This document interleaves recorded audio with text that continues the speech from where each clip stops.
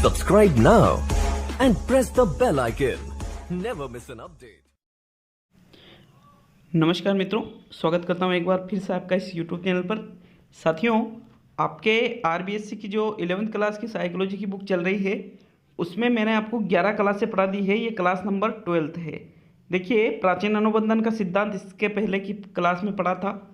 अगर आपने वो वीडियो नहीं देखी है तो एंड स्क्रीन में आपको वीडियो मिल जाएगी।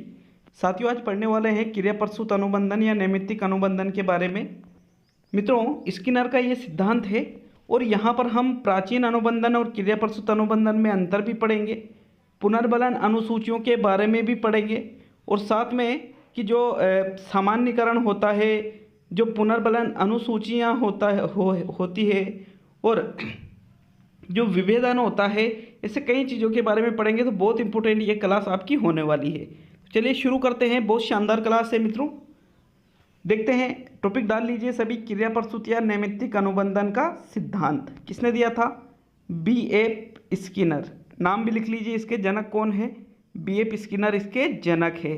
तो बिल्कुल मैं आपको लिखाऊंगा किस तरीके से आपको लिखना है, कहाँ लिखना है। शुरू करते हैं मित्रों। सभी प्राणी दो प्रकार का व्यवहार करते हैं, ऐच्छिक तथा अनैच्छिक। यदि आंधी के कारण आँख बंद होती है, खुलती है, तो वह प्रतिवर्ती तथा अनैच्छिक व्यवहार है। किंतु आँख में कुछ गिर जाने पर यदि हम आँख को बंद करते हैं, खोलते हैं, तो वह ऐच्छिक व्यवहार का उदाहरण होगा। तो साथियों देखिए, सबसे पहले तो जो क्रिया प्रसूत अनुबंधन को समझेंगे, अभी कुछ लिखना नहीं है, आपको समझना है इन चीज़ों को कि इन्होंने दो प्रकार के व्यवहार के बारे में बताया है कि एक तो ऐच्छिक व्यवहार होता है और एक होता है अनैच्छिक व्यवहार। साथियों, जो अनैच्छिक व्यवहार है उसको प्रतिवर्ती व्यवहार के नाम से भी जाना जाता है। यहाँ पर इन्होंने उदाहरण दिया है कि अगर जो किसी व्यक्ति के आँख में कुछ गिर जाता है और उसकी मर्जी से वो उस आँख को खोलता है, बंद करता है, तो वो तो ऐच्छिक व्यवहार हुआ। अगर जो यहाँ पर इन्होंने आंधी वाला जो उदाहरण दिया है कि आंधी चल रही है और आंधी के कारण, तो वहाँ पर वो अनैच्छिक व्यवहार के अंतर्गत आ जाता है। साथियों, प्राचीन अनुबंधन एक प्रकार का अधिगम है जो प्रतिवर्ती तथा अनैच्छिक व्यवहार के अधिगम को बताता है। देखिए, प्राचीन अनुबंधन में क्या होता है कि व्यक्ति को व्यवहार करना ही पड़ता है, अनैच्छिक व्यवहार को वो दर्शाता है। लेकिन जो नैमित्तिक या क्रिया प्रसूत अनुबंधन है वो ऐच्छिक व्यवहार के अधिगम को स्पष्ट करता है। तो साथियों, पहला अंतर तो ये हो जाता है प्राचीन में और क्रिया प्रसूत अनुबंधन में कि जो प्राचीन अनुबंधन है वहाँ पर व्यक्ति अनैच्छिक व्यवहार करता है और जो नैमित्तिक या क्रिया प्रसूत अनुबंधन है यहाँ पर व्यक्ति ऐच्छिक व्यवहार को प्रकट करता है। ऐच्छिक अनुक्रियाएं लिख लीजिए, इसको लिखना है आपको। नैमित्तिक या क्रिया प्रसूत अनुबंधन ऐच्छिक व्यवहार के अधिगम को स्पष्ट करता है, जबकि प्राचीन अनुबंधन अनैच्छिक व्यवहार के अधिगम को स्पष्ट करता है। ऐसे लिख लीजिए, ऐच्छिक अनुक्रिया प्राणी द्वारा अपने वातावरण में सक्रिय होने पर होती है, ऐच्छिक रूप से प्रकट होती है और प्राणी के नियंत्रण में रहती है। साथियों, इन्होंने कहा है कि व्यक्ति जो ऐच्छिक व्यवहार करता है वो खुद के नियंत्रण में रहती है। क्या आप चाहो तो वो व्यवहार करो या आप चाहो तो उस व्यवहार को मत कीजिए। स्किनर ने इसे क्रिया प्रसूत कहा और क्रिया प्रसूत व्यवहार का अनुबंधन क्रिया प्रसूत अनुबंधन कहा गया। साथियों, क्रिया प्रसूत का मतलब क्या है कि जहाँ पर व्यक्ति सीखने के लिए ठीक है खुद ऐच्छिक व्यवहार को प्रकट करे, वो ही क्रिया प्रसूत अनुबंधन कहलाता है। साथियों, इन्होंने थार्नडाइक का प्रयोग बताया है। हालांकि ये सिद्धांत स्किनर का है, लेकिन इसमें थोड़ा सा थार्नडाइक का वर्णन भी कर दिया इन्होंने कि थार्नडाइक ने ऐच्छिक अनुक्रियाओं को समझने के लिए कुछ प्रयोग किए। उन्होंने एक भूखी बिल्ली को पिंजरे में रखा जिसमें एक लीवर दबाकर बिल्ली बाहर आकर पिंजरे के बाहर रखे भोजन को पा सकती थी। थॉर्नडाइक ने पाया कि बिल्ली ने बाहर निकलने के प्रयास में अनेक अनुक्रियाएं की, पिंजरे में इधर उधर घूमी, अपने पंजे से इधर उधर खरोचा, धक्का दिया इत्यादि। इन्हीं प्रयासों में संयोगवश बिल्ली से लीवर दब जाने से पिंजरे का दरवाजा खुल गया और बिल्ली ने बाहर आकर भोजन खा लिया। इसमें लीवर एक उद्दीपक है, लीवर दबाना अनुक्रिया है और परिणाम पिंजरे से बाहर निकलना और भोजन प्राप्त करना है। और भोजन प्राप्त करना संतोषजनक का मतलब यह है कि बिल्ली को भूख लग रही थी तो वो भोजन प्राप्त कर रही है, मतलब उसकी आवश्यकता की पूर्ति कर रही है, मतलब वो जो उद्दीपक है वो संतोषजनक है साथियों। तो थॉर्नडाइक ने भी ऐच्छिक व्यवहार के बारे में बताया है। बिल्ली ने लीवर दबाने तथा बाहर निकलने के मध्य संबंध को अभी नहीं सीखा, किंतु इसी तरह के कुछ प्रयासों के बाद बिल्ली ने लीवर को दबाना और दरवाज़ा खुलने के मध्य साहचर्य को सीख लिया। बिल्ली को अब पिंजरे में रखते ही वह लीवर दबाकर बाहर आने लगी। इस अनुसंधान के बाद थॉर्नडाइक ने प्रभाव का नियम लॉ ऑफ इफेक्ट दिया। इसके अनुसार यदि एक अनुक्रिया के संतोषजनक परिणाम होते हैं तो उसकी पुनरावृत्ति होती है, और यदि असंतोषजनक परिणाम होते हैं तो अनुक्रिया के पुनरावृत्ति की प्रवृत्ति नहीं होती है। जैसे आपसे कोई कार्य करवाया जाता है, यदि आप उससे संतुष्ट हो तो आप उस कार्य को दोबारा करोगे, और अगर आप उस कार्य से संतुष्ट नहीं हो तो आप उस कार्य को नहीं करोगे। ऐसा थॉर्नडाइक ने प्रभाव के नियम को बताकर स्पष्ट किया। थॉर्नडाइक के इस प्रयोग से ऐच्छिक व्यवहार का अध्ययन शुरू हुआ। देखिए, मतलब सबसे पहले ऐच्छिक व्यवहार के बारे में थॉर्नडाइक ने बताया, हालांकि सिद्धांत उस पर किसने दिया? B.F. स्किनर ने। किंतु इस क्षेत्र में B.F. स्किनर मतलब ब्रूस हस फ्रेडरिक स्किनर का नाम, इन्होंने ज़्यादा अनुसंधान किया। इस पर अनुसंधान तथा कार्य महत्वपूर्ण रहे और उन्होंने क्रिया प्रसूत अनुबंधन दिया। तो साथियों, अभी इस सिद्धांत को हमने पढ़ा नहीं है, एक बार इसके प्रयोग को पढ़ेंगे, फिर एक एक चीज़ को स्पष्ट करेंगे। तो प्रयोग को समझना है आपको कि स्किनर ने क्या प्रयोग किया था। शुरू करते हैं स्किनर का प्रयोग।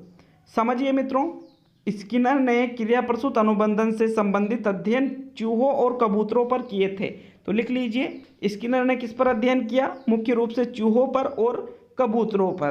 तो आपको दोनों लिख लेना है। स्किनर ने क्रिया प्रसूत अनुबंधन में चूहों और कबूतरों पर प्रयोग किए थे। प्रयोग हेतु स्किनर ने चूहे को पिंजरे में रखा।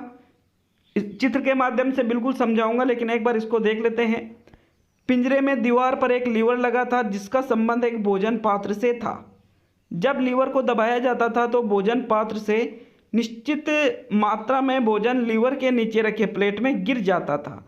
भूखे चूहे को पिंजरे में रखने पर वह भूख से परेशान होकर इधर उधर घूमने लगा और पंजों से दीवारों को खरोंचने लगा। अन्वेषी व्यवहार जिसको कहा जाता है, अन्वेषी मतलब खोजी व्यवहार, खोजना, कि चूहे को यहाँ पर भूख लगने पर चूहा क्या कर रहा है? भोजन की तलाश करने लग गया। इधर उधर वो बाहर निकलने की कोशिश करने लग गया कि मुझे भोजन प्राप्त करना है। इन्हीं प्रयासों में चूहे से संयोग से लीवर दब गया, जिससे प्लेट में भोजन आ गया और चूहे ने भोजन खा लिया। साथियों, कुछ समय बाद पुनः यही अन्वेषी व्यवहार पुनः आरंभ हुआ। जैसे जैसे प्रयासों की संख्या बढ़ती गई, चूहे को बॉक्स में रखने और उसके द्वारा लीवर दबाने के बीच का समय घटता गया। कुछ प्रयासों के बाद चूहे ने लीवर दबाने की अनुक्रिया और भोजन प्राप्त करने के मध्य साहचर्य को सीख लिया। मतलब चूहे को ये पता चल गया, एक संबंध उसने बना लिया कि जब भी भोजन लगता है तो इस लीवर को दबाना है, और लीवर को दबाते ही अपने को क्या प्राप्त हो जाएगा? भोजन प्राप्त हो जाएगा। इसे ही क्रिया प्रसूत अनुबंधन कहा गया। देखिए, चूहे द्वारा यहाँ पर जो क्रिया की जा रही है वो एक ऐच्छिक व्यवहार है। कैसा व्यवहार है? ऐच्छिक। चूहे का जब मन करेगा तब लीवर दबाएगा। ऐसा नहीं है कि उसे लीवर दबाना ही पड़ेगा, नहीं, उसकी मर्जी है तो लीवर को दबाएगा, उसकी मर्जी है तो लीवर को नहीं दबाएगा। अब चूहा स्किनर बॉक्स में रखते ही लीवर दबाकर भोजन प्राप्त करने लगा। यहाँ लीवर दबाने की अनुक्रिया क्रिया प्रसूत अनुक्रिया है, जिसका परिणाम भोजन प्राप्ति है, और वो भोजन प्राप्ति क्या है? सुखद, मतलब वो उसकी आवश्यकताओं की पूर्ति कर रहा है। इस तरह क्रिया प्रसूत अनुबंधन में सीखना अनुक्रिया के परिणामों पर आधारित होता है। नोट करके लिख लीजिए, क्रिया प्रसूत अनुबंधन में सीखना अनुक्रिया के परिणामों पर आधारित होता है। देखिए, यहाँ पर चूहा जो लीवर दबा रहा है, अगर उसको भोजन प्राप्त हो रहा है, मतलब परिणाम क्या निकल रहा है कि उसको भोजन मिल रहा है, तो अनुक्रिया का जो परिणाम निकलता है वही ये निश्चित करता है कि भाई आगे उस व्यवहार की पुनरावृत्ति होगी या नहीं होगी। अगर मान लीजिए कि चूहे को भोजन ही नहीं मिलता है तो क्या वो बार बार लीवर दबाएगा? नहीं दबाएगा। आपका आंसर रहेगा नहीं दबाएगा। तो साथियों, इसको नोट करके आपको लिख लेना है। यहाँ पर ये चित्र है, बिल्कुल यहाँ पर अच्छी तरह से समझेंगे कि यह है स्किनर बॉक्स। यहाँ पर इन्होंने चूहे को रख दिया, यहाँ इसमें भोजन रखा हुआ है, और ये भोजन किस में आ रहा है? इस प्लेट में आ रहा है। ठीक है, यहाँ पर इन्होंने एक लीवर रखा, उस लीवर को जैसे ही टच किया जाता है, दबाया जाता है, यहाँ पर जो भोजन रखा है उससे भोजन कहाँ आ जाता है, उस प्लेट में आ जाता है, और चूहा क्या करता है, उस भोजन को खा लेता है जो उसकी आवश्यकताओं की पूर्ति करता है। तो साथियों ये तो इन्होंने प्रयोग किया था। अब देखिए, अब जो जो लिखना है, अब लिखने वाली चीज़ें आने वाली है बहुत शानदार और इम्पोर्टेंट, जो एग्जाम में आती है। इस प्रकार के अधिगम को नैमित्तिक अनुबंधन भी कहते हैं। देखिए, क्रिया प्रसूत अनुबंधन कह दो या नैमित्तिक अनुबंधन कह दो, बात एक ही है, क्योंकि इसमें लीवर दबाने की अनुक्रिया भोजन प्राप्ति का एक निमित्त या साधन है। नैमित्तिक मतलब क्या नैमित्तिक मतलब क्या होता है, साधनात्मक या साधन, साधन या साधनात्मक अनुबंधन भी इसको कहा जाता है मित्रों। तो यहाँ पर चूहा जो लीवर दबा रहा है और फिर भोजन प्राप्त कर रहा है, वो एक निमित्त या साधन है। दैनिक जीवन में नैमित्तिक अनुबंधन के अनेक उदाहरण देखने को मिलते हैं, नोट करके लिख लीजिए मित्रों। बच्चे रेडियो, टीवी, मोबाइल, कैमरा इत्यादि को नैमित्तिक अनुबंधन सिद्धांत के आधार पर ही सीखते हैं। नोट करके लिखिए, बच्चे रेडियो, टीवी, मोबाइल, कैमरा इत्यादि को कौन से अनुबंधन सिद्धांत के आधार पर सीखते हैं या कौन से अधिगम के सिद्धांत के आधार पर सीखते हैं? तो आपका आंसर रहेगा नैमित्तिक अनुबंधन सिद्धांत या क्रिया प्रसूत अनुबंधन सिद्धांत के आधार पर बच्चे इन चीज़ों को सीखते हैं। बच्चे उन व्यक्तियों से विनम्रतापूर्वक बात करते हैं जिनसे वे कुछ पाना चाहते हैं। चॉकलेट रखने के स्थान को खोजकर चॉकलेट खा लेते हैं। इस तरह अपने उद्देश्य को प्राप्त करने के लिए प्राणी नैमित्तिक अनुबंधन द्वारा बहुत से कार्यों को सीखता है। नोट करके ये भी लिख लीजिए मित्रों, चॉकलेट रखने के स्थान को खोजकर बच्चे चॉकलेट खा लेते हैं, ये किस प्रकार का अधिगम है? तो वहाँ पर भी आपका आंसर रहेगा ये एक नैमित्तिक या क्रिया प्रसूत अधिगम कहलाता है, क्योंकि वो उनकी आवश्यकताओं की पूर्ति करता है। तो सीधी सी चीज़ है कि जो व्यक्ति की आवश्यकताओं की पूर्ति करे और जो व्यवहार व्यक्ति की इच्छा पर निर्भर करे, ठीक है, स्वैच्छिक हो। यहाँ पर कोई बाध्यता नहीं है कि आप इस व्यवहार को कीजिए, नहीं, यहाँ पर आप स्वतंत्र हो। अगर आपको इस व्यवहार को करना है तो करिए, नहीं तो मत करिए। तो आपको समझ में आया होगा थोड़ा क्रिया प्रसूत अनुबंधन का सिद्धांत। अब पढ़ने वाले हैं क्रिया प्रसूत अनुबंधन को प्रभावित करने वाले कारक।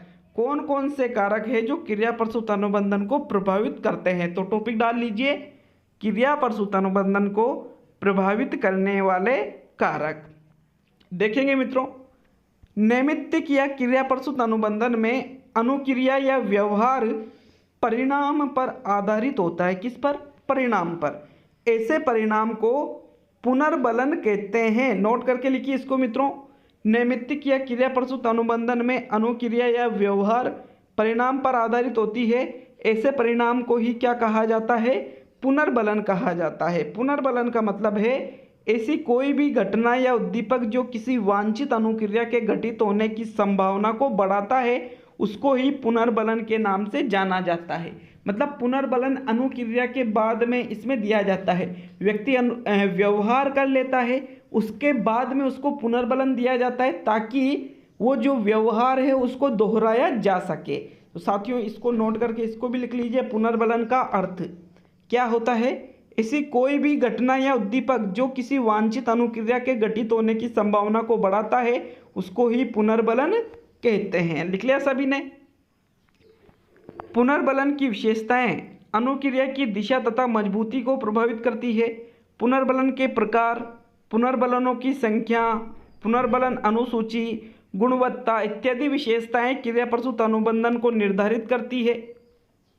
लिख लीजिए इसको कि जो क्रिया प्रसूत अनुबंधन है उसको निर्धारित कौन कौन करता है? पुनर्बलन के प्रकार, पुनर्बलन की संख्या, पुनर्बलन अनुसूची, पुनर्बलन गुणवत्ता इत्यादि विशेषताएं क्रिया प्रसूत अनुबंधन को निर्धारित करती है। अनुक्रिया के घटित होने व पुनर्बलन के मध्य समयांतराल अनुबंधित की जाने वाली अनुक्रिया का स्वरूप भी एक महत्वपूर्ण कारक है जो अधिगम को प्रभावित करता है। इनमें से कुछ कारकों का विस्तृत विवरण आगे दिया गया है। तो साथियों ये जो पुनर्बलन के प्रकार है, अनुसूचियां हैं, संख्या है, इनको अपन पढ़ने वाले हैं। तो पहला पढ़ेंगे पुनर्बलन के प्रकार। पुनर्बलन कितने प्रकार का होता है? Types of reinforcement. साथियों यहाँ पर प्राचीन अनुबंधन और क्रिया प्रसूत अनुबंधन में अंतर दिया है, लेकिन उसको बाद में पढ़ेंगे। पहले पढ़ लेंगे पुनर्बलन के प्रकार। टॉपिक डालिए पुनर्बलन के प्रकार। मित्रों, कोई भी उद्दीपक या घटना जो व्यवहार को पुनर्बलित कर उपयोग की जाती है समान नहीं होती। ये पुनर्बलन प्राथमिक या द्वितीयक हो सकते हैं, धनात्मक अथवा ऋणात्मक हो सकते हैं। देखिए पुनर्बलन के कितने प्रकार है, प्राथमिक या द्वितीयक पुनर्बलन, धनात्मक या ऋणात्मक पुनर्बलन। तो लिख लीजिए इनको भी आपको पुनर्बलन के प्रकारों में। पहले पढ़ने वाले हैं प्राथमिक पुनर्बलन को, फिर पढ़ने वाले हैं द्वितीयक पुनर्बलन को।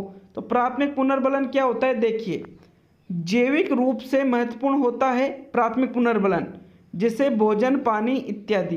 तो साथियों, प्राथमिक पुनर्बलन का मतलब है जो व्यक्ति की आवश्यकताओं को तुरंत ही संतुष्ट कर दे। तुरंत, जैसे व्यक्ति को भूख लग रही है, अब उसको भोजन की जरूरत है, यदि उसको भोजन दे दिया जाता है तो भोजन कौन से पुनर्बलन में आएगा, प्राथमिक पुनर्बलन में आएगा। किसी व्यक्ति को प्यास लगती है तो उसको तुरंत यदि पानी पिला दिया जाए तो फिर पानी कौन से पुनर्बलन में, प्राथमिक पुनर्बलन में। मतलब जो तुरंत ही व्यक्ति की आवश्यकताओं को पूर्ति करे उसको प्राथमिक पुनर्बलक कहते हैं। दूसरा देखेंगे द्वितीयक पुनर्बलक, ये लिखना है आपको प्राथमिक पुनर्बलन वाला उदाहरण। द्वितीयक पुनर्बलक क्या होता है, वह पुनर्बलक जिसने प्राणी के अनुभव के कारण पुनर्बलक की विशेषताएं प्राप्त कर ली है। धन, प्रशंसा, श्रेणियां द्वितीयक पुनर्बलन के उदाहरण हैं। पुनर्बलकों के उपयोग से वांछित अनुक्रियाएं प्राप्त हो सकती है।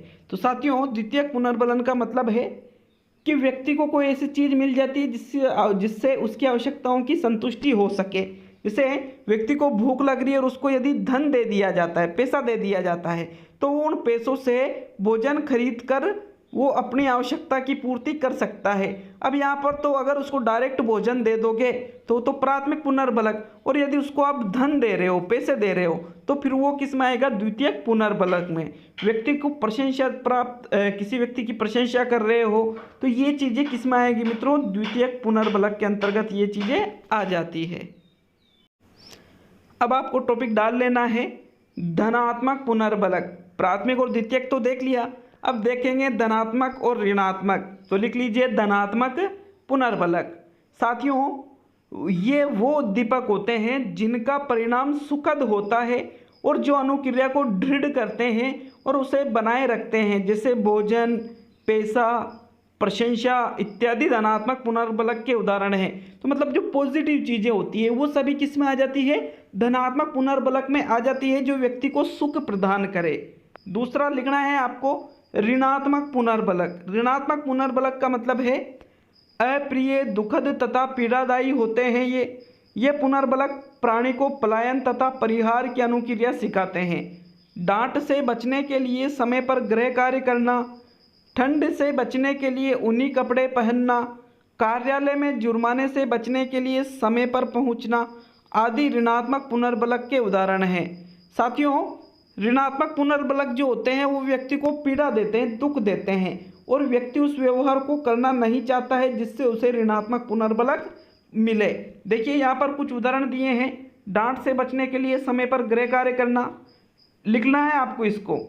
ठंड से बचने के लिए ऊनी कपड़े पहनना, कार्यालय में जुर्माने से बचने के लिए समय पर पहुंचना, ये सभी किसके उदाहरण हैं, ऋणात्मक पुनर्बलक के ये उदाहरण हैं।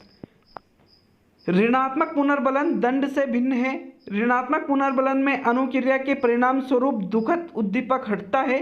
दुखद उद्दीपक के हटने से प्राणी की अनुक्रिया दृढ़ होती है। अब देख लेते हैं मित्रों कि जो प्राचीन अनुबंधन है और जो क्रिया प्रसूत अनुबंधन है, इसमें मुख्य रूप से क्या क्या अंतर है। तो पहला तो अंतर आता है, लिखना है आपको इसको, पूरी सारणी को, बहुत इंपॉर्टेंट सारणी है। प्राचीन अनुबंधन के बारे में पढ़ेंगे कि इसमें अनुक्रिया अनैच्छिक तथा प्रतिवर्ती होती है, इसमें आपका कंट्रोल नहीं रहता है। जबकि क्रिया प्रसूत में जो व्यवहार या क्रिया होती है वो ऐच्छिक होती है, मतलब आप इसमें चाहो तो व्यवहार को कीजिए, नहीं तो मत कीजिए। उदाहरण भी दे सकते हैं, जैसे कुत्ते वाला उदाहरण है जो पावलोव ने प्रयोग किया था। तो वहाँ पर कुत्ते के मुंह से जो लार आती है वो एक अनैच्छिक प्रतिवर्ती क्रिया का उदाहरण है, लेकिन यहाँ पर चूहे द्वारा भोजन प्राप्त करना या नहीं करना ऐच्छिक अनुक्रिया का उदाहरण है। दूसरा है प्राचीन अनुबंधन पूर्वगामी उद्दीपक साहचर्य निर्माण में महत्वपूर्ण होता है कि जो पूर्वगामी उद्दीपक मतलब जो उद्दीपक पहले दिया जा रहा है उसके संबंध के निर्माण में ये इम्पोर्टेंट रखता है प्राचीन अनुबंधन, जबकि क्रिया प्रसूत अनुबंधन साहचर्य निर्माण में परिणाम में महत्वपूर्ण होता है कि यहाँ संबंध तो बनता है लेकिन संबंध कब बनेगा, जब उसका परिणाम उसके अनुकूल आ जाए, व्यक्ति के अनुकूल आ जाए। प्राचीन अनुबंधन में अनुबंधित उद्दीपक यूएस का प्रस्तुतिकरण प्रयोगकर्ता के नियंत्रण में होता है। मतलब यहाँ पर जो अनुबंधित उद्दीपक है, जैसे वहाँ पर भोजन वाला उदाहरण है, वो अनुबंधित उद्दीपक के अंतर्गत आ जाता है, तो वो प्रयोगकर्ता के नियंत्रण में, वो चाहे तो भोजन दे या नहीं दे, कब दे, कितना देना है, कैसे देना है, ये सभी उसके कंट्रोल में होता है जो प्रयोग करने वाला है। जबकि क्रिया प्रसूत अनुबंधन में पुनर्बलन का मिलना या नहीं मिलना प्राणी के नियंत्रण में होता है। अगला इसमें अंतर देखेंगे, इसमें प्राणी निष्क्रिय होता है प्राचीन अनुबंधन में, और इसमें प्राणी सक्रिय होता है। देखिए वहाँ पर जैसे कुत्ते पर प्रयोग किया था तो उसमें कुत्ता चुपचाप ऐसे ही खड़ा रहा था, उसको बिल्कुल कंट्रोल करके रखा था, लेकिन यहाँ चूहे पर प्रयोग किया तो चूहे को खुला छोड़ दिया, तो यहाँ वो प्राणी सक्रिय है और यहाँ निष्क्रिय है। नेक्स्ट पांचवा अंतर देखेंगे, अनुबंधित उद्दीपक के बाद अनुबंधित उद्दीपक के आने की प्रत्याशा होती है। जैसे वहाँ पर पहले घंटी बजाई जाती है तो कुत्ता ये सोच लेता है कि हाँ भाई भोजन आने वाला है। यहाँ एक सही अनुक्रिया के पश्चात पुनर्बलन की प्रत्याशा होती है कि व्यक्ति यहाँ पर कोई सही अनुक्रिया कर देता है तो फिर उसके बाद में यहाँ पुनर्बलन प्रस्तुत किया जाता है। प्राचीन अनुबंधन में लक्ष्य एक उद्दीपक के प्रति एक नई अनुक्रिया उत्पन्न करता है जो सामान्यतः नहीं होती, और लक्ष्य किसी पूर्व उपलब्ध अनुक्रिया की दर को यहाँ पर बढ़ाना होता है। साथियों यहाँ पर लक्ष्य क्या होता है कि अनुक्रिया की दर यहाँ पर बढ़े। और मित्रों इस सिद्धांत में दंड के उपयोग के बारे में भी बताया गया है कि बालकों को जो सजा दी जाती है वो कितना प्रभावी रहती है, उससे व्यवहार में क्या क्या परिवर्तन आता है। तो चलिए देखते हैं, इसके बाद पुनर्बलन अनुसूचियों को पढ़ेंगे जो बहुत ही जरूरी है आपके लिए। तो शुरू करते हैं। दंड के उपयोग से अनुक्रिया की संभावना कम होती है। ठीक है, कोई किसी बच्चे को आप दंड देते हो तो वो जो अनुक्रिया कर रहा है तो वहाँ पर क्या होगी कि वो अनुक्रिया की जो संभावना है वो कम होती जाती है। दंड अनुक्रिया को दबाता है। ठीक है, व्यक्ति कोई भी कार्य करता है और यदि उसको उसकी सजा मिलती है तो फिर आगे आने वाले समय में उस कार्य को कम करता है या फिर करना बहुत ही कम कर देता है। जबकि पुनर्बलन अनुक्रिया की संभावना बढ़ाता है। अपशब्द बोलने पर बालक की पिटाई करना, कक्षा में शोर करने पर विद्यार्थी को बेंच पर खड़ा करना दंड के उदाहरण हैं। इन उदाहरणों में दंड से क्रमशः अपशब्द बोलने वाले तथा शोर की अनुक्रिया कम होने की संभावना होगी। तो साथियों ये यहाँ पर यूँ कह रहे हैं, सीधी सी चीज़ है कि व्यक्ति को किसी कार्य पर यदि दंड दिया जाता है तो व्यक्ति उस कार्य को करना बहुत ही कम कर देता है। मतलब दंड अनुक्रिया को दबाता है, जबकि यदि किसी व्यक्ति को किसी कार्य पर पुनर्बलन दिया जाता है तो फिर व्यक्ति उस कार्य को और आगे भी जारी रखता है। तो पुनर्बलन तो कार्य को बढ़ावा देता है और दंड कार्य को दबाता है। यहाँ पर इन्होंने उदाहरण दिया है कि कोई बालक कक्षा में अपशब्द बोल रहा है, वहाँ पर मास्टर जी अगर बालक की पिटाई कर देते हैं तो हो सकता है कि कुछ समय के लिए बालक वहाँ पर अपशब्द बोलना छोड़ दे।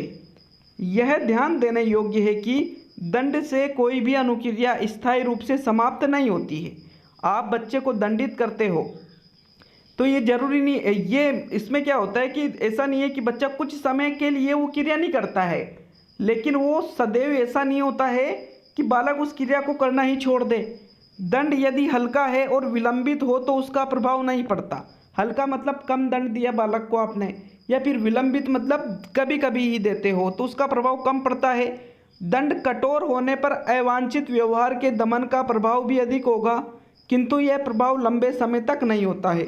और यदि आपने किसी को कठोर और ज़्यादा दंड दिया तो फिर वहाँ पर जो अनुक्रिया है, ठीक है, वो जो अनुक्रिया है वो ज़्यादा समय तक वो रुक जाती है, फिर वो उस व्यवहार को कहीं समय तक नहीं करता है, लेकिन व्यक्ति वो उस व्यवहार का दमन कर देता है और वो हमेशा नहीं, ऐसा नहीं है कि वो व्यवहार करना हमेशा भूल ही जाता है, ऐसा नहीं होता है।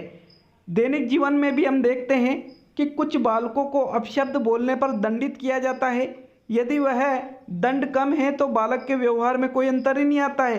परंतु अगर उस दंड की मात्रा अधिक है तो कुछ समय बाद तक तो व्यवहार नहीं करेगा, लेकिन कुछ समय बाद में वो कभी कभी उस व्यवहार को वापस दोहराना लग जाता है।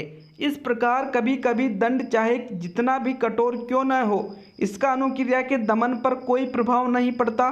इसके विपरीत दंड देने वाले व्यक्ति के लिए नकारात्मक भाव, घृणा या क्रोध के भाव विकसित हो जाते हैं। तो मित्रों, सीधी सी चीज है, बच्चों को किसी कार्य के लिए दंडित न कहकर उनको उदाहरणों के माध्यम से या फिर अन्य कोई दूसरा रास्ता खोजकर उस कार्य को करने के लिए रोकना चाहिए। दंड देकर तो क्या होगा, जो दंड देने वाला है उसके प्रति गलत भाव विकसित हो गया कि यार ये खराब व्यक्ति है, उससे गणना करने लग जाए, उसके प्रति क्रोध का भाव उसमें विकसित हो जाएगा बालक में। साथियों, दंड का जो समाधान है समस्या का, वो दंड से स्थायी समाधान नहीं निकलता है। क्लियर है सभी के? अब टॉपिक आपको डालना है पुनर्बलन की संख्या, गुणवत्ता और मात्रा। ये भी क्रिया प्रसूत अनुबंधन को निर्धारित करती है। देखिए कैसे कि पुनर्बलन की संख्या, कितना पुनर्बलन दे रहे हो, गुणवत्ता, कैसा पुनर्बलन दे रहे हो। बढ़ने से क्रिया प्रसूत अनुबंधन की गति व दृढ़ता में भी वृद्धि होती है। पुनर्बलन की संख्या से तात्पर्य प्रयासों की संख्या से है जिनमें प्राणी को पुनर्बलन प्राप्त हुआ। पुनर्बलन की गुणवत्ता साक्ष्य प्राणी का पुनर्बलन के प्रति आकर्षण से है। मिठाई की तुलना में रोटी अथवा ब्रेड कम गुणवत्ता का पुनर्बलन है। पुनर्बलन की मात्रा से अर्थ पुनर्बलित करने वाले उद्दीपक, भोजन या पानी या डांट, जुर्माना इत्यादि की प्रत्येक प्रयास में दी जाने वाली मात्रा से है। तो तीनों चीज़ों को समझिए। पुनर्बलन की संख्या क्या होती है कि जितने प्रयासों में व्यक्ति को पुनर्बलन दिया जा रहा है वो तो कहलाता है पुनर्बलन की संख्या। गुणवत्ता कि आप पुनर्बलन, गुणवत्ता का मतलब क्या है कि व्यक्ति उसके प्रति कितना आकर्षित है। जो आप पुनर्बलन दे रहे हो उसके प्रति व्यक्ति कितना आकर्षित है। अगर वो, जैसे आप किसी बच्चे को किसी चीज़ कोई कार्य करते हैं और आप उसको मिठाई खिलाते हो तो मिठाई बच्चे पर ज़्यादा प्रभावित रहेगी, और बच्चे से कहते हो कि ये काम कर दे, मैं तुझे खाना खिला दूंगा, तो वो चीज़ कम प्रभावी रहेगी। तो ये कहलाती है गुणवत्ता। मात्रा का मतलब है कि आप पुनर्बलन कितना दे रहे हो, ठीक है, वो कहलाती है पुनर्बलन की मात्रा। तो साथियों, पुनर्बलन की संख्या, गुणवत्ता, मात्रा, तीनों को भी आपको नोट कर लेना है। नेक्स्ट आगे देखेंगे पुनर्बलन अनुसूची। साथियों, पुनर्बलन अनुसूची दो प्रकार की होती है। एक तो होती है सतत पुनर्बलन अनुसूची और एक होती है आंशिक पुनर्बलन अनुसूची। जो सतत पुनर्बलन अनुसूची है वो लगातार प्रत्येक क्रिया के बाद में दी जाती है, और जो आंशिक पुनर्बलन अनुसूची है वो कुछ क्रियाओं के अंतराल में दी जाती है। चलिए इसको देख लेते हैं पुनर्बलन अनुसूचियों को। पुनर्बलन अनुसूची अनुबंधन के प्रयासों में पुनर्बलन देने की व्यवस्था को कहते हैं। लिख लेना है यहाँ तक। क्रिया प्रसूत अनुबंधन में कितने प्रयासों में अथवा किन किन प्रयासों में पुनर्बलन उपलब्ध होगा, यह अनुबंधन के अर्जन तथा उसके स्थायित्व को प्रभावित करता है। पुनर्बलन प्राणी को यदि प्रत्येक वांछित अनुक्रिया घटित होने पर दिया जाता है तो उसे सतत पुनर्बलन अनुसूची कहते हैं। नोट करके लिखना है। कहाँ से लिखना है? यहाँ से। पुनर्बलन प्राणी को यदि प्रत्येक वांछित अनुक्रिया घटित होने पर दिया जाता है तो उसे सतत पुनर्बलन अनुसूची कहते हैं। मतलब जितनी बार व्यवहार किया जाएगा उतनी ही बार यदि आप पुनर्बलन देते हो तो उसको सतत पुनर्बलन अनुसूची, सतत मतलब लगातार। इसके विपरीत आंशिक पुनर्बलन अनुसूची में वांछित अनुक्रियाओं पर भी कभी कभी पुनर्बलन उपलब्ध कराया जाता है और कभी नहीं। तो साथियों, आंशिक पुनर्बलन में क्या करेंगे कि कभी तो आपने पुनर्बलन दे दिया और कभी पुनर्बलन नहीं दिया, तो उसको ही कहेंगे आंशिक पुनर्बलन। तो यहाँ से लिखिए आंशिक पुनर्बलन अनुसूची में, और यहाँ तक लिख लीजिए। नोट करके आपको लिखना है। इसके बाद में यह पाया गया कि आंशिक पुनर्बलन द्वारा सीखी गई अनुक्रिया अधिक स्थायी होती है और उसका विलोप देरी से होता है। सतत पुनर्बलन में अनुक्रिया का अधिगम और विलोप दोनों ही शीघ्र होता है। तो बहुत ही ज़्यादा इंपॉर्टेंट, कई टीचर इसको गलत बताते हैं। इसको कैसे पढ़ाते हैं कई टीचर, मैंने देखा है कि सतत पुनर्बलन अनुसूची ज़्यादा प्रभावी होती है और आंशिक कम प्रभावी होती है, कहीं ये चीज़ पढ़ा देते हैं, लेकिन ये बिल्कुल गलत है साथियों। जो सतत पुनर्बलन अनुसूची है वो आंशिक पुनर्बलन अनुसूची की अपेक्षा कम प्रभावी होती है। अगर आप बच्चे को प्रत्येक व्यवहार पर पुनर्बलन देते हो तो वो सतत पुनर्बलन, और कभी कभी आप पुनर्बलन देते हो तो आंशिक पुनर्बलन। सतत पुनर्बलन से तो क्या होगा कि बच्चा देखेगा करे यार यही चीज़ मिल रही है, बच्चे को पता होता है हर बार वही चीज़ मिलेगी, तो इससे जो अधिगम है उसका विलोप जल्दी हो जाता है। और जो आंशिक पुनर्बलन अनुसूची है इसमें कभी कभी दिया जाता है तो बच्चा और अच्छी तरह से कार्य करता है। इसलिए मित्रों सतत की अपेक्षा आंशिक पुनर्बलन सूची अधिगम के लिए अधिक प्रभावी मानी गई है। इसको आपको विशेष तौर पे नोट करके जरूर लिखना है। नेक्स्ट देखेंगे विलंबित पुनर्बलन। विलंबित पुनर्बलन टॉपिक डालना है आपको। वांछित अनुक्रिया के देरी से पुनर्बलन उपलब्ध कराने पर अनुबंधन का स्तर निम्न हो जाता है। पुनर्बलन यदि अनुक्रिया के तत्काल बाद दिया जाए तो वह सर्वाधिक प्रभावी होता है। उदाहरण के लिए बालक द्वारा किसी अच्छे कार्य को करने पर तत्काल प्रशंसा अधिक प्रभावी होगी। मित्रों विलंबित पुनर्बलन का मतलब है कि क्रिया तो कर दी लेकिन अब आप कुछ समय बाद या बहुत समय बाद उसको पुनर्बलन दे रहे हो तो वो ज़्यादा प्रभावी नहीं रहेगा, उसको ही कहा जाता है विलंबित पुनर्बलन। देखिए मित्रों जैसे मान लीजिए बच्चे ने कोई अच्छा कार्य किया, अब आप उसको अच्छा कार्य तो आज किया और प्रशंसा आप उसकी कल कर रहे हो तो फिर वो कोई ज़्यादा प्रभावी नहीं रहता है, उसको ही कहा जाता है विलंबित पुनर्बलन। नेक्स्ट देखेंगे प्रमुख अधिगम प्रक्रियाएं। विलोपन पढ़ेंगे, सामान्यीकरण पढ़ेंगे, विभेदन पढ़ेंगे, बहुत इंपॉर्टेंट चीज़ें यहाँ पर आने वाली है। तो प्रमुख अधिगम प्रक्रिया में आप विलोप, स्वतः पुनः प्राप्ति, सामान्यीकरण, विभेदन, इन चारों चीज़ों को पढ़ेंगे और ये क्लास यहाँ पर इनको पढ़ने के बाद आप पूरी हो जाएगी आपके ये क्लास। तो सबसे पहले टॉपिक डाल लीजिए विलोप या विलोपन। विलोप या विलोपन का मतलब क्या है? सीखी गई अनुक्रिया के लुप्त होने से है। तो अर्थ लिखिए, विलोप का अर्थ सीखी गई अनुक्रिया के लुप्त होने से है कि यदि प्राणी किसी व्यवहार को सीखता है, किसी अनुक्रिया को सीखता है, यदि उसको वो भूल जाता है तो उसको ही विलोप के नाम से जाना जाता है। ठीक है, जो वांछित अनुक्रिया के बाद उपलब्ध पुनर्बलक को उस परिस्थिति से हटा लेने के कारण होती है। जैसे आप पहले तो व्यक्ति को पुनर्बलन देते थे, लेकिन अगर आपने पुनर्बलन देना ही छोड़ दिया तो फिर उसका क्या परिणाम आएगा? विलोप हो जाएगा, वहाँ पर अधिगम का व्यक्ति फिर उस कार्य को नहीं करेगा। प्राचीन अनुबंधन में अनुबंधित उद्दीपक, अनुबंधित अनुक्रिया, घंटी लार के मध्य साचर स्थापित होने के बाद यदि अनुबंधित उद्दीपक भोजन उपस्थित न हो तो अनुबंधन दुर्लभ होता हुआ लुप्त हो जाता है। देखिए जैसे पावलोव ने प्रयोग किया था कुत्ते पर। अब यहाँ पर वो बार बार घंटी बजा रहे, बार बार घंटी बजा रहे और भोजन ही नहीं दे रहे, तो फिर क्या होगा? कुत्ते के लार आना बंद हो जाएगी, उसको ही क्या कहा जाएगा? विलोप कहा जाएगा। इसी प्रकार क्रिया प्रसूत अनुबंधन में यदि एक बार अनुबंधन स्थापित हो जाने के बाद में अनुक्रिया करने पर पुनर्बलन, लीवर दबाने की अनुक्रिया पर भोजन मिलना समाप्त कर दिया जाए तो धीरे धीरे अनुक्रिया लीवर दबाना कम होते हुए लुप्त हो जाती है।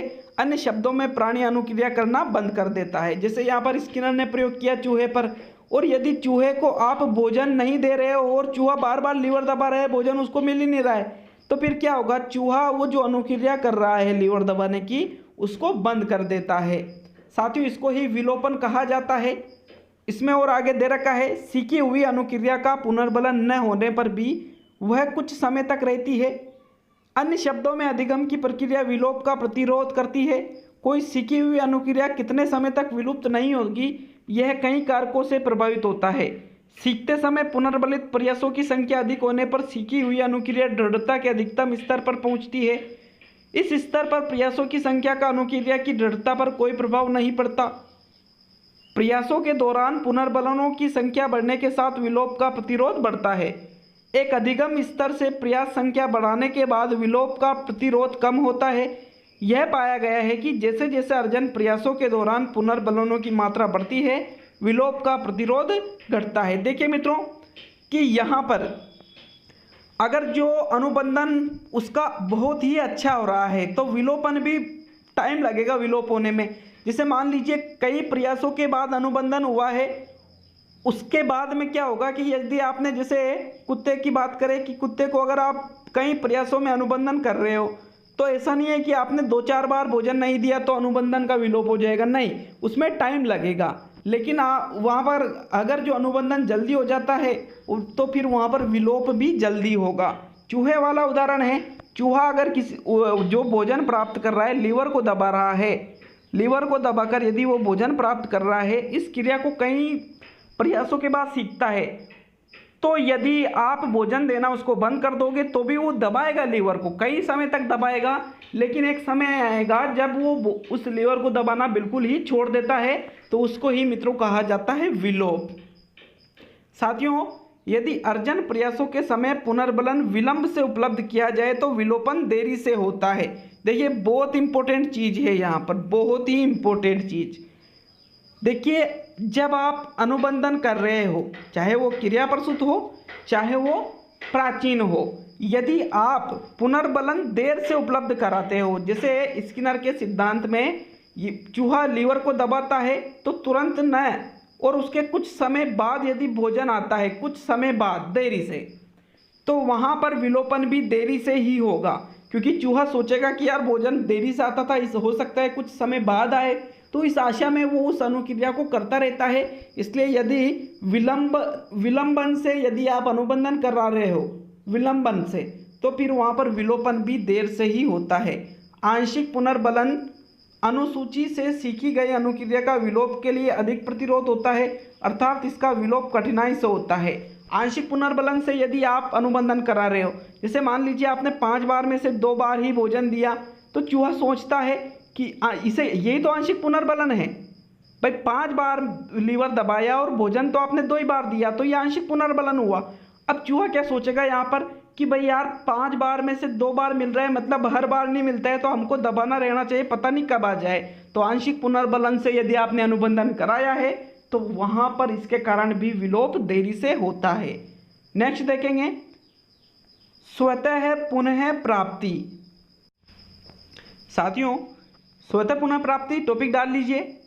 विलोपन के कुछ समय पश्चात अनुबंधित अनुक्रिया पुनः होते पाई गई है, इसे ही स्वतः पुनः प्राप्ति कहते हैं। तो लिख लीजिए यहाँ तक कि अनुबंधन का विलोप हो गया, लेकिन कुछ समय बाद देखा गया कि फिर भी वो क्रिया की जा रही है, तो उसको कहा जाता है स्वतः पुनः प्राप्ति। विलोपन के बाद अनुबंधित अनुक्रिया पूरी तरह विलुप्त नहीं होती और काफ़ी समय बीत जाने के बाद सीखी गई अनुक्रिया अनुबंधित उद्दीपक के प्रति पुनः घटित होती है। ऐसी पुनः प्राप्ति स्वाभाविक होती है और प्राचीन अनुबंधन तथा क्रिया प्रसूत अनुबंधन दोनों में पाई जाती है। स्वतः पुनः प्राप्ति को चित्र 6.4 में प्रदर्शित किया गया है। देखिए यहाँ पर इस चित्र के माध्यम से समझेंगे कि स्वतः पुनः प्राप्ति की घटना क्या होती है। जैसे यहाँ पर अनुबंधन हो रहा है और धीरे धीरे अनुबंधन कम होता गया और अनुबंधन का क्या हो गया, इस स्थिति में विलोप हो गया है। यहाँ पर अनुबंधन बिल्कुल विलोप है, अनुबंधन का कोई अनुबंधन यहाँ पर नहीं है, लेकिन एक समय ऐसा आया जब वापस अनुबंधन स्टार्ट हो जाता है। तो मित्रों, ये जो यहाँ पर वापस क्रिया अनुक्रिया चालू कर दी गई है उद्दीपक के प्रति, उसको ही स्वतः पुनः प्राप्ति कहते हैं। जैसे मैं आपको उदाहरण दूं कि कुत्ते वाला उदाहरण देता हूँ पावलोव का, कि पावलोव का जो कुत्ता है वो घंटी बजने पर उसके लार आती थी और फिर उसको भोजन दिया जाता था। अब देखिए ये क्रिया की जाती है और उसका अनुबंधन हो गया है। अब क्या किया गया बाद में, अनुबंधन के बाद में, कि आप सिर्फ घंटी बजा रहे हो भोजन नहीं दे रहे हो, घंटी बजा रहे हो भोजन नहीं दे रहे हो। तो एक समय ऐसा आ जाता है जब अनुबंधन का विलोप हो जाता है, कुत्ते को पता चल जाता है कि यार ये तो सिर्फ हमारे क्या करते हैं, घंटी बजा देते हैं, भोजन तो देते ही नहीं है। तो फिर उसके बाद में अनुबंधन का विलोप हो गया। लेकिन अगर आप कुछ समय बाद, अनुबंधन का विलोप हो जाने के कुछ समय बाद वापस घंटी बजाते हैं और कुत्ते के मुंह में यदि लार आ जाती है, तो उसको ही कहा जाता है स्वतः पुनः प्राप्ति। क्लियर है सभी के। अगला देखेंगे सामान्यीकरण। सामान्यीकरण क्या होता है मित्रों, देखिए जनरलाइजेशन जिसको कहते हैं, समान उद्दीपकों के प्रति समान अनुक्रिया करने को सामान्यीकरण कहते हैं। यहाँ तक लिख लेना है आपको। इसमें सीखी गई अनुक्रिया एक नए उद्दीपक से प्राप्त होती है। सामान्यीकरण की प्रक्रिया प्राचीन तथा क्रिया प्रसूत दोनों अनुबंधनों में पाई जाती है। उदाहरण के लिए प्राचीन अनुबंधन में यदि कुत्ते ने घंटी की आवाज़ पर लार स्रावित करना सीख लिया, अनुबंधन स्थापित हो जाने पर अनुबंधित उद्दीपक से मिलता जुलता अन्य उद्दीपक जैसे अन्य कोई आवाज़ प्रस्तुत किया जाए तो प्राणी इसके प्रति भी अनुबंधित अनुक्रिया लार स्रावित करता है। इसी प्रकार यदि एक बालक का डर किसी दाढ़ी वाले व्यक्ति से है और वह अन्य दाढ़ी वाले व्यक्तियों से भी डर को प्रदर्शित करता है, तो यह सामान्यीकरण का उदाहरण है। सामान्यीकरण का मतलब क्या होता है मित्रों, देखिए कि कोई ऐसा उद्दीपक जिससे आपका अनुबंधन हो रहा है, यदि उससे मिलता जुलता कोई दूसरा उद्दीपक है और उससे भी वही अनुक्रिया हो गई जो सामने वाले उद्दीपक से होती थी, तो उसको ही सामान्यीकरण कहेंगे। जैसे कुत्ता यहाँ पर घंटी के बजाने से लार आ जाती थी उसके, यदि घंटी से मिलती जुलती कोई टीवी की आवाज़ है या अन्य कोई ऐसी आवाज़ जो बिल्कुल घंटी के जैसी ही है, उससे मिलती जुलती है, यदि वो बजती है और फिर भी कुत्ते के मुंह में यदि लार आ जाती है, तो उसको ही कहा जाता है सामान्यीकरण। जैसे यहाँ पर एक और उदाहरण है कि एक बालक दाढ़ी वाले किसी व्यक्ति से डरता है और यदि वो अन्य दाढ़ी वाले व्यक्तियों से भी डरने लग जाता है, तो उसको ही क्या कहा जाता है, सामान्यीकरण।